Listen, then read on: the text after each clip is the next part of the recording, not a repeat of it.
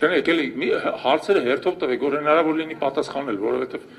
թեև ես կարող եմ իրական ձեր վերջի հարցին պատասխանեմ, բայց նայեք, նախ սկսենք ընդդիմադիր ուժերի համագործակցությունից։ Ես կարծում եմ, որ ընդդիմադիր ուժերը առաջինը պետք է միավորվեն մի քանի խոշոր գաղափարական դաշինքների մեջ։ Դա բացարձակ հրամայական է, չի կարելի ընտրությունների գնալ, ինչպես դա եղել է 21 թվականին 25 տարբեր կուսակցությամբ։ Ով որ գնում է փոքր այդպիսի ուժերով, նայո, ի սկզբանե գնում է ոչ թե ընտրություններում հաղթելու,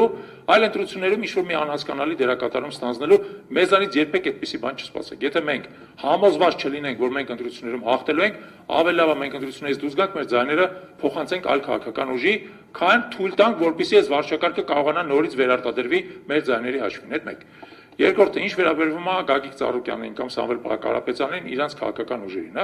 ես կարծում եմ, որ համագործակցությունը կոնկրետ այդ երկու ուժերի հետ պետք է տեղի ունենա արդեն ընտրություններից հետո։ Երբ որ մենք հասկանանք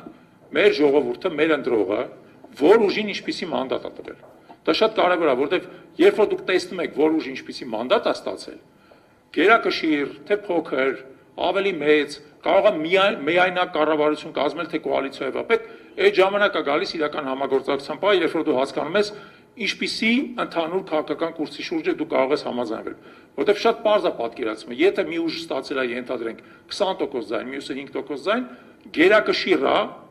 այն ուժի կարծիքը եւ մոտեցումը, որ 20% ձայն է ստացել, համաձայն եք։ Իսկ դա մենք կարող ենք բարձր միայն ընտրություններից հետո։ Ուստի ձեր հարցի պատասխանը մենք կստանանք ընտրություններից հետո, բայց որևէ կասկած չպետք է լինի,